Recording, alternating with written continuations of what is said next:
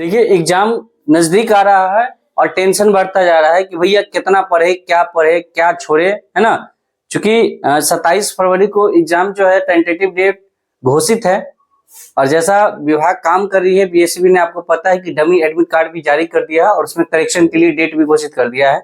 तो उम्मीद किया जा रहा है कि वो अपने जो पहले से प्रस्तावित डेट है कहीं वहां तक वो एग्जाम ले भी ले। तो अभी से कह सकते हैं कि लास्ट के 15 दिन बचे हुए हैं और जैसे जैसे एग्जाम का डेट नजदीक आता है विद्यार्थी का टेंशन बढ़ जाता है कि भैया अब कितना पढ़े। क्योंकि इस बार जो है समय भी बहुत कम मिला है डीएलएड के लिए, तो आखिरी समय में आपको मतलब ज्ञानी बनने से बेहतर ये होता है कि हमको क्या चीज छोड़ के चलना होता है। सारा चीज पढ़ के आप एग्जाम क्वालिफाई नहीं कर सकते हैं। एग्जाम क्वालिफाई ऐसा नहीं है कि 120 नंबर का एग्जाम है तो 120 नंबर लाना होगा, है ना। 120 में अगर आप 90 प्लस मार्क्स लाते हैं तो आप इजीली कर पाएंगे। और अगर गणित की बात करें, इस वीडियो में हम बात करने वाले हैं आपके गणित के सिलेबस के बारे में। तो गणित अपने आप में एक बहुत बड़ा सिलेबस है जिसमें कम से कम 25 से 30 चैप्टर सम्मिलित है और क्वेश्चन आपके आते हैं मात्र 25 क्वेश्चन। तो क्या हमें 25-30 पूरे चैप्टर को पढ़ना है? तो आखिरी के 15 दिन में अगर बताए गए जो हम वीडियो में बताए जा रहे हैं अगर उसके अकॉर्डिंग आप तैयारी करते हैं तो आप विश्वास ही नहीं, मतलब आप यकीन मानिए कि आपके जो 25 में है कम से कम 22 प्लस क्वेश्चन आसानी से सही होंगे। अगर 22 भी नहीं हुआ तो 20 नंबर तो कहीं नहीं जाता है यदि आप अभी तक कोई तैयारी नहीं की है या आप गणित में कमजोर है। और जिनका गणित थोड़ा भी बेहतर होगा वो आसानी से 25 में 25 कर जाएंगे। और हमने अब शुरू कर दिया है प्रत्येक दिन एक चैप्टर और एक दिन में हम खत्म करेंगे कॉन्सेप्ट और थ्योरी के साथ। थोड़ा लाइटिंग के साथ प्रॉब्लम हो जाता है घर में और अभी भी आप देखते हुए वीडियो में कुछ अगल बगल में जो है पता है शादी ब्याह का समय चल रहा है तो उसका भी कुछ आपको सुनाई देता होगा, तो उसको मैनेज करिएगा। इस वीडियो में हम डिटेल से बात करने वाले हैं कि गणित के वैसे कौन से चैप्टर हैं 25-30 चैप्टर में जिसको सिर्फ और सिर्फ आपको उसी चैप्टर पे फोकस करना है ना। और उस चैप्टर में भी किस चीज पे फोकस करना है, किस पैटर्न पे क्वेश्चन आ रहा है, तो इसके बारे में हम इस वीडियो में डिटेल से चर्चा करेंगे, है ना। और इस वीडियो को आप अंत तक जरूर देखिएगा। वीडियो हो सकता है थोड़ा लंबा हो क्योंकि समझाना पड़ रहा है, तो आपको हम हैरानी परेशानी से बचा रहे हैं।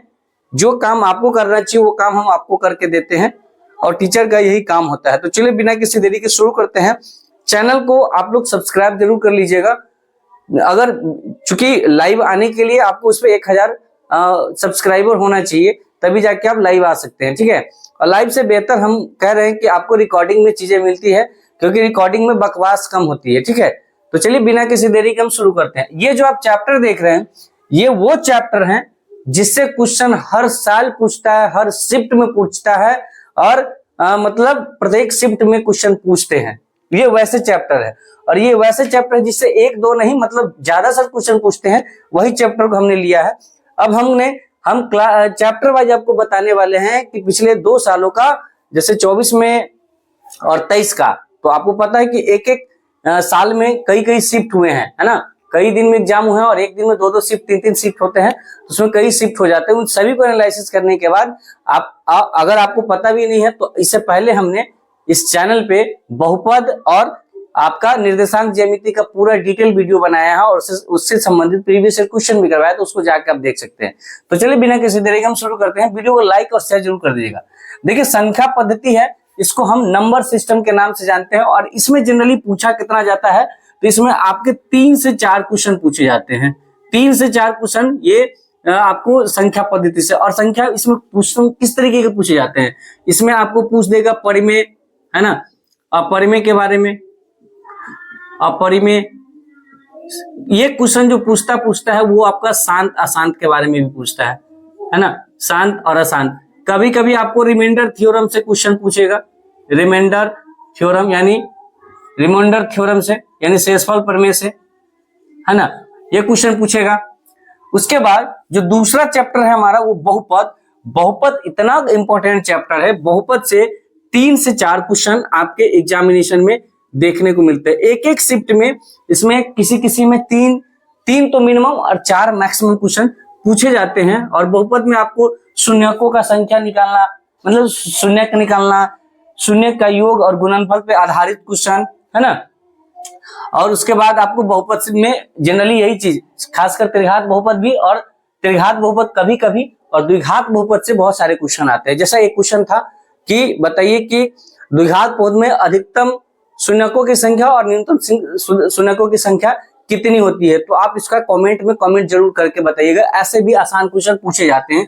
तो 3 से 4 सवाल यहां से पूछे जाते हैं। दो चर वाले रैखिक समीकरण में आपको क्या पूछा जाएगा कि आपका a1 बट्टा a2, b1 बट्टा b2, है ना, c1 बट्टा c2 से संबंधित क्वेश्चन पूछे जाएंगे कि बताइए दो समीकरण दे देगा दो चर वाले रैखिक समीकरण में, इसमें प्रतिरोधी कौन है ना, विरोधी कौन करता है, उसके बाद समानांतर कौन है, समपाती कौन है, इससे संबंधित क्वेश्चन पूछे जाते हैं। तो जो आपके दो चर वाले रैखिक समीकरण है यहाँ से भी 2 से 3 क्वेश्चन पूछे जाते हैं। दो समीकरण दे दिया जाएगा, बोलेगा इसका ग्राफ कैसा होगा, स्ट्रेट लाइन होगा, तिरछी लाइन होगा, क्या होगा। तो ये दो चर वाले रैखिक समीकरण में ये चीजें 2 से 3 क्वेश्चन पूछे जाते हैं। द्विघात समीकरण जो बहुपद है वही द्विघात समीकरण है ना। तो बहुपद का वीडियो हमने अपलोड किया है और द्विघात बहुपद का जस्ट वीडियो अपलोड होने वाला है। तो बहुपद और द्विघात बहुपद में कोई अंतर नहीं है।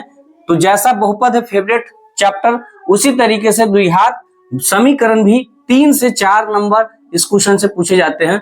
यहाँ पे भी आपको शून्यकों की संख्या, शून्यकों के बीच संबंध, शून्यकों का योगफल, शून्यकों का गुणनफल, सेम उसी तरीके से द्विघात में जो शून्यक वहां होता है वहां मूलो निकालना होता है, अल्फा बीटा, मूलों का योग, मूलों का गुणनफल। तो यहाँ से 3-4 से सवाल, मिनिमम 3 मैक्सिमम 4 सवाल पूछे जाते हैं। निर्देशांक ज्यामिति से आपके 2 से 3 सवाल पूछे जाते हैं, है ना। और इसमें से सवाल कैसे होंगे आपके सेक्शन फार्मूला, विभाजन सूत्र से। अभी जस्ट हमने इससे पहले, इस वीडियो से पहले हमने जस्ट वीडियो अपलोड किया है निर्देशांक ज्यामिति की, उसमें थोड़ा लाइटिंग का प्रॉब्लम है, लेकिन उसको अगर आप ढंग से देखेंगे तो बहुत ही बेसिक तरीके से हमने बताया है, एक एक चीज को डिट्टो हमने एक्सप्लेन किया है। तो निर्देशांक ज्यामिति कोऑर्डिनेट ज्योमेट्री से पूछा जाएगा। कभी कभी क्वेश्चन दे देगा कि -3 और 4 बताइए किस पाद में है या किस चतुर्थांश में है। ऐसे आसान आसान क्वेश्चन भी पूछ देगा, बोलेगा कि मूल बिंदु का निर्देशांक कितना होता है, या डायरेक्ट फॉर्मूला पूछ देगा कि किसी बिंदु का मूल बिंदु से दूरी सूत्र क्या होता है। विभाजन सूत्र में जब कोई बिंदु किसी रेखा को अनुपातिक विभाजित करती है तो उसका सूत्र क्या है। जब 3 पॉइंट एक ही लाइन पे हो तो वो संरेखी होता है, संरेखी में त्रिभुज का क्षेत्रफल 0 होता है। तो यही सब चीज निर्देशांक ज्यामिति में पूछा जाता है। साधारण ब्याज में आपको साधारण ब्याज और चक्रवृद्धि CI, इसी को ले लीजिए। CI कभी कभी पूछा जाता है, जनरली आपको साधारण ब्याज यानी सिंपल इंटरेस्ट ही पूछा जाता है, और इसमें भी इंस्टॉलमेंट का भी क्वेश्चन आपसे पूछ लिया जाता है। तो आप ऐसा मान के चलते क्योंकि 2 से 3 सवाल इसमें रहते हैं साधारण ब्याज में, ठीक है। उसके बाद लाभ हानि और परसेंटेज से मिला के आप कह सकते हैं कि 3 से 4 क्वेश्चन आपके यहाँ से देखने को मिलता है। क्षेत्रमिति से भी आपको, क्षेत्रमिति से 2 से 3 सवाल होते हैं, और आपके ज्यामिति से 2 से 3 सवाल होते हैं। और सबसे जो इम्पोर्टेंट चैप्टर है, जो सबसे प्यारा चैप्टर है डीएलएड एग्जामिनेशन का, वो है माध्य माध्यक बहुलक, जिसको आप सांख्यिकी के नाम से जानते हैं। और सांख्यिकी जानते हैं आपको कितना क्वेश्चन देता है, 5 से 6 क्वेश्चन अकेले देता है ना, जिसमें माध्य मादक बहुलक, है ना, औसत से भी क्वेश्चन इसी से संबंधित पूछ लेता है। मतलब जनरल क्वेश्चन रहेगा नंबर सिस्टम का, उसमें माध्य का मतलब रहेगा, ठीक है। तो इसमें से भी क्वेश्चन, सबसे ज्यादा क्वेश्चन यहाँ से पूछे जाते थे। यदि ये तो 10 चैप्टर ऐसे हुए जिसको आपको पढ़ना ही पढ़ना है, और ये 10 चैप्टर के लिए आपके 10 दिन काफी है, मतलब 10 घंटे काफी है। 1 घंटे में एक चैप्टर कंप्लीट हो जाने वाला है, अगर कॉन्सेप्ट और कुछ क्वेश्चन की बात करें तो, ठीक है।